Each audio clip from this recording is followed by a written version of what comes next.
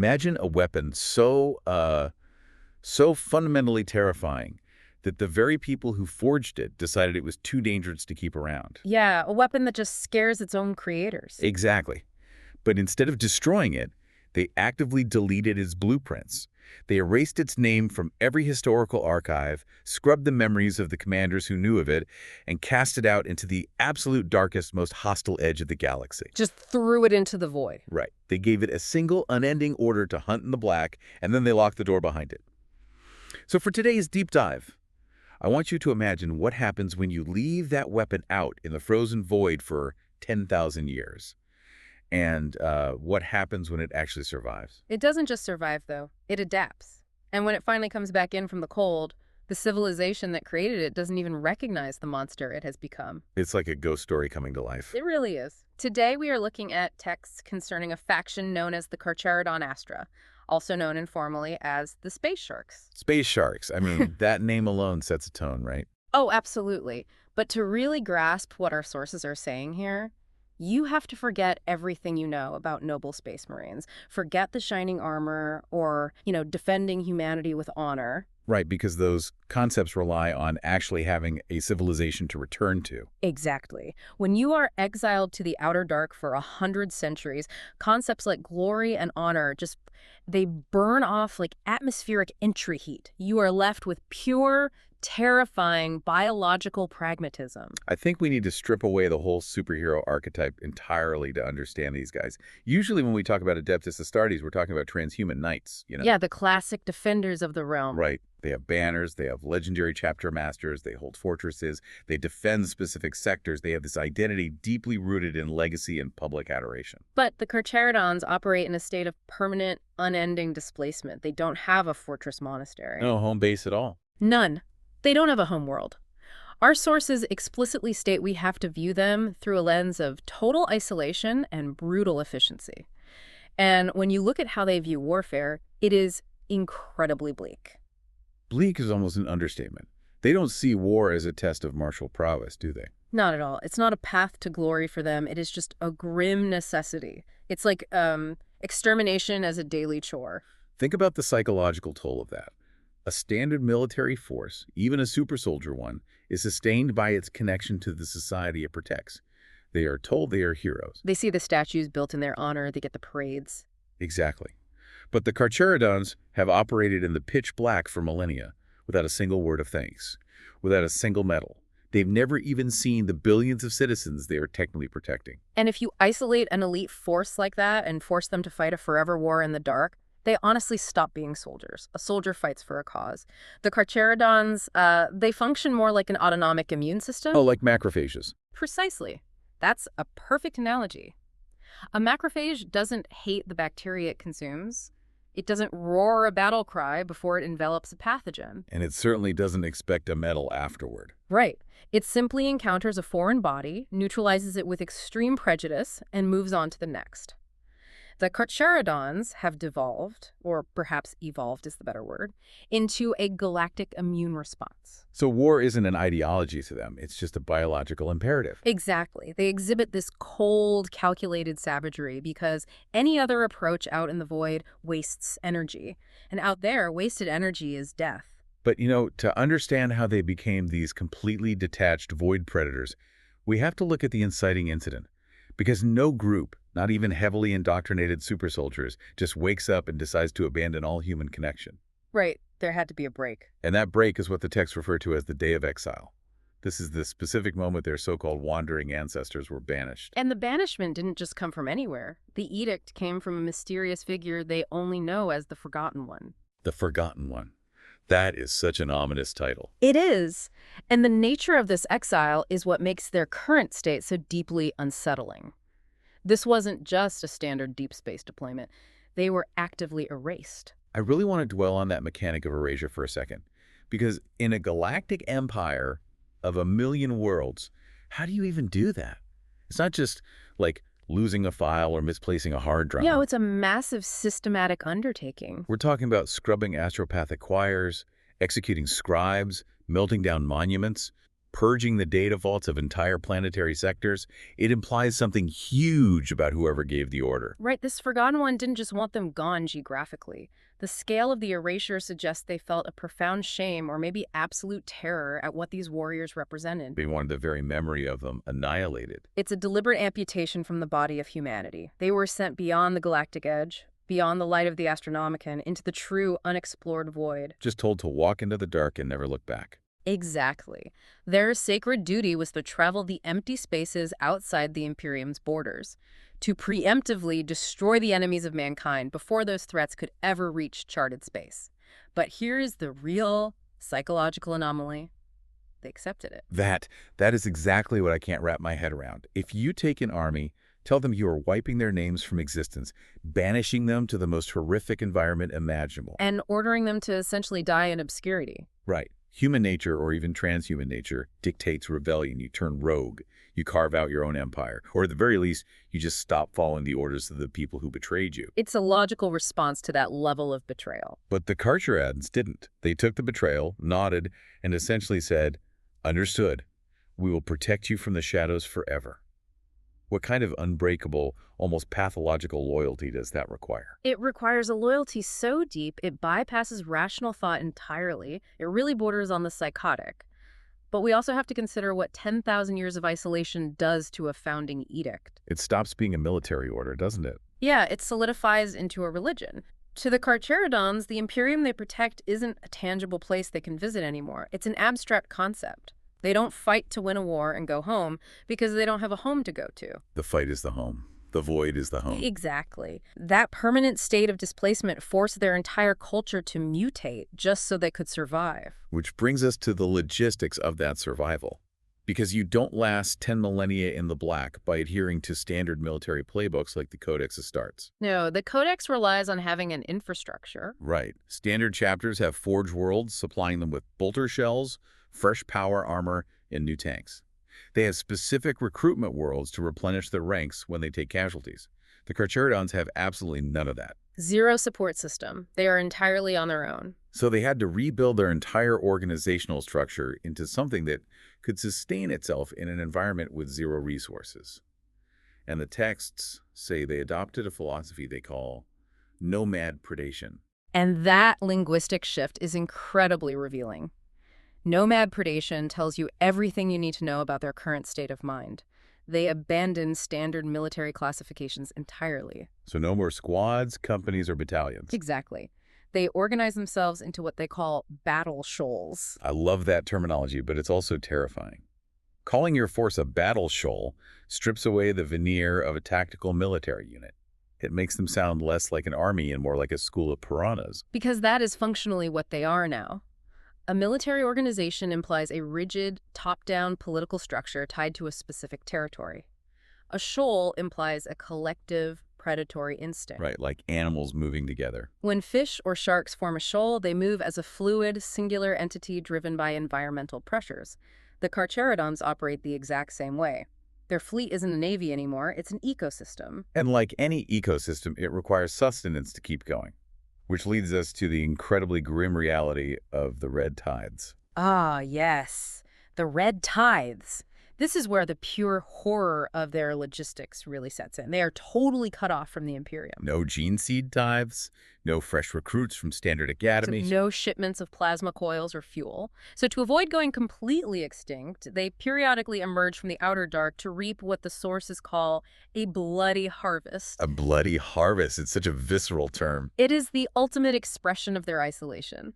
A standard chapter politely requests recruits from a governor. The Carcharodons harvest them.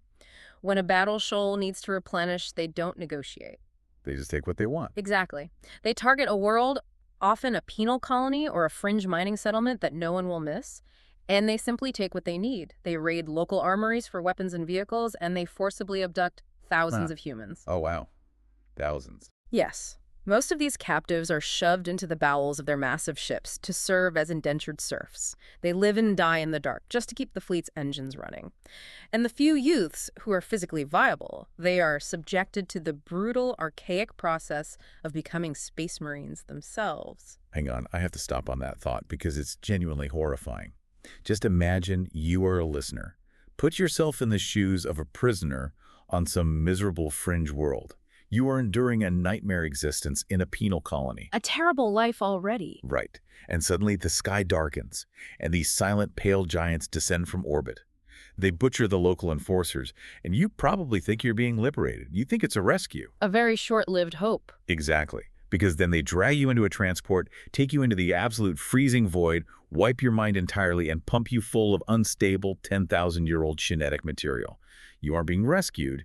You are being consumed by the shoal to replace a broken tooth. It's a purely parasitic relationship with the civilization they are ostensibly protecting. But in their minds, this is totally justified by that ancient edict. Because they have to survive to keep doing the job. Exactly. The red tide isn't an act of malice to them, it is fuel. If the Carcharodons die, the outer dark floods into the Imperium and destroys it. Therefore, the Carcharodons must survive. Therefore, the red tide is an absolute necessity. It is a terrifying closed-loop logic. They aren't conquering worlds, they are feeding on them, just maintaining their strength for the real war in the dark. Which perfectly explains how they actually fight when they hit the ground. You have this force that views itself as an apex predator, organizing in shoals, completely detached from the concept of glory. And when you apply that mindset to their combat doctrine, what the texts call the silent, brutal hunt, it fundamentally changes the nature of a battlefield. It really does, because conventional shock assault relies heavily on sensory overload. When standard Space Marines deploy, they want the enemy to see them. They want to make a scene. Right. They use roaring drop pods, deafening bolter fire, and screaming battle cries. Noise is a psychological weapon. It intimidates, it shatters enemy morale, and it triggers an adrenaline response in the attackers themselves. You want your enemy trembling before you even land the first strike. But the Carcharodons do the exact opposite. They enforce absolute unnatural silence. And honestly, I think silence is infinitely more psychologically devastating in a war zone. Oh, without a doubt. Like, when an enemy screams at you, they're giving you a human reaction. It means they are angry or zealous or hateful. It gives you something emotional to anchor against. But silence. Silence creates a void. That's exactly the point. Going back to our biological analogy, a predator doesn't posture for its prey unless it feels threatened. A great white shark doesn't roar before it strikes a seal from beneath. There is no warning at all. None. There is just the sudden, crushing kinetic impact of pure violence, and then the water turns red. The Carcharodons utilize strict Vox silence and magnetic locking boots. They move these massive ceramite armored forms with an eerie, flowing grace. It's so creepy to picture these giant super soldiers moving without making a sound. It communicates something terrifying to the enemy. It says, "We do not hate you. We are not angry at you. You are simply meat, and it is time to eat." You don't scream at your food? That is chilling. And mechanically, this makes perfect sense for a force that relies on the red tides. They can't afford long, drawn-out siege warfare. No, attrition would destroy them. Right, they don't have the supply lines for attrition. They have to hit the target, overwhelm it with sheer, terrifying ferocity, take the resources, and vanish before any major counterattack can be organized. And I'm guessing they leave absolutely zero survivors who could track them or report their numbers. Absolutely none. And this specific methodology is exactly why they remained a myth for so long. For thousands of years, the Carcharodons were nothing more than ghost stories. Like myths whispered by void smugglers and robed traders. Yes, just rumors of unexplained massacres on the galactic fringe. Entire penal colonies vanishing overnight with no distress signals sent. The Imperium simply chalked it up to alien raids or pirate activity. They had no idea it was their own lost weapon. Until they couldn't ignore it anymore, because eventually the ghosts actually stepped into the light. Which brings us to the historical record of the Badab War. A very dark chapter in Imperial history. Right, so between the years 901 and 912 of the 41st millennium, a massive secessionist rebellion tore through a region called the Maelstrom Zone. It was Astartes fighting Astartes, which is always a brutal, grinding civil war. And right in the middle of this catastrophic meat grinder, the Carcharodons just show up. Uninvited, unannounced, and completely ready to butcher. The societal and political shock of their emergence cannot be overstated, right? I mean, the Imperium as an institution had successfully erased them. The Inquisition and the High Lords had no active records of a chapter operating under the name Carcharodon Astra. So imagine being a loyalist commander in the Badab War. Your supply lines are cut, your forces are bleeding out, and suddenly, out of the deep void, a fleet of ancient, scarred warships arrives. Just looming out of the dark. Yeah. And they don't hail you on the Vox. They don't ask for strategic briefings or permission to engage. They just deploy straight into the most heavily fortified enemy positions and begin a systematic, silent slaughter. If I'm that loyalist commander, I'm absolutely terrified. Sure, they're technically killing the people shooting at me, but you look at them, these pale giants with filed, shark-like dentition, Covered in strange exile markings, yeah. fighting in complete silence and executing wounded enemies without a second thought. You have to wonder what's stopping them from turning those chain axes on you the second they run out of traitors. You are staring at a living weapon that your ancestors tried to bury. And the friction between the Carcharodons and the standard Space Marine chapters fighting alongside them was palpable. Standard Astartes operate with a strict code of honor, even when fighting other Astartes. But they respect certain rules of engagement. They respect surrenders, they honor the dead, but the Carcharodons viewed those concepts as utterly alien weaknesses. To them, the rebel forces were simply prey that had forgotten their place in the food chain. They brought the rules of the Outer Dark into charted space. Which is basically kill efficiently, harvest what is useful, Yeah. leave nothing alive. Exactly. What's really fascinating to me, though, is what they did after the Badab War concluded. A normal chapter, having just turned the tide of a massive rebellion, would demand spoils. They would ask for a new homeworld, new supply contracts, and public recognition. They would definitely want a parade, or at least a monument. But the Carcharodons didn't stay. They essentially pillaged the systems of the defeated rebels, executing another massive red tide to replenish the losses they took during the war, and then they immediately executed a return to the void. They vanished back into the black just as quickly as they arrived. It really highlights that pathological adherence to their original banishment order. They aren't looking for redemption or readmission into the Imperium, are they? Not at all. They emerged only because the threat to the Imperium was great enough to trigger their biological imperative to defend it. Once the infection was neutralized, the macrophage retreated back into the bloodstream. Which brings us to the ultimate, overarching question of this deep dive. We've looked at their erased origins, their terrifying shoal tactics, the grim reality of the red tides, and their silent butchery. We have covered a lot of dark ground. We really have. Yeah. And when you take all of this in, you have to ask what the existence of the Carcharodons says about the universe they inhabit. The texts state that they are the pure embodiment of the Imperium's cold, brutal necessity. The conclusion we must draw here is incredibly bleak. 10,000 years of surviving the void by any means necessary strips away the luxury of morality entirely. So they don't even factor into a moral alignment anymore. No, you are no longer dealing with good and evil. Those are concepts for civilizations that live in the light, societies that have the safety and the time to philosophize about ethics. The Carcharodons don't have that safety. Exactly. They exist in an environment where hesitation equals extinction. The sources explicitly argue they operate entirely beyond good and evil, governed only by the binary of survival and death. Wait, I can't just accept that they get a pass on being evil because of pragmatism. I mean, I buy the survival angle, sure. But if your entire culture is built on a bloody harvest, It's a tough pill to swallow, I know. if you are descending on struggling colonies to abduct slaves and wipe mines, the beyond good and evil argument starts to feel like a very convenient excuse for butchery. Like, does the prey really care if the apex predator tearing them apart is technically labeled a loyal servant in some forgotten archive? To the prey, there is no difference. Exactly. At what point does the method corrupt the mission entirely? If you fight the monsters in the dark by becoming a worse monster, what are you actually defending? That is the core paradox, and it is exactly the horror that their existence highlights in these texts. You are right. To the victims of a red tide, the Carcharodons are indistinguishable from alien raiders or forces of chaos. They're just another nightmare from the sky.